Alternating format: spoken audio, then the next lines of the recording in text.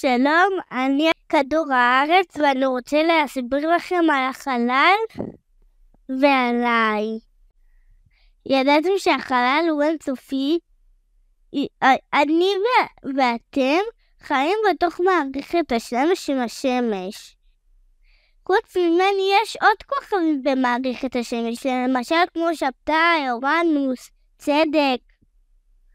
לי יש ירח אחד, כי אני כדור הארץ, ורק עליי יש חיים.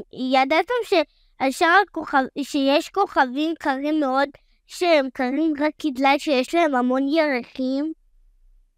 ידעתם שמתוך כל הכוכבים במערכת השמש רק עליי אתם יכולים לחיות, בגלל שרק לי יש את מה שאתם צריכים. אוויר, אוכל, אדמה, חיות, מים.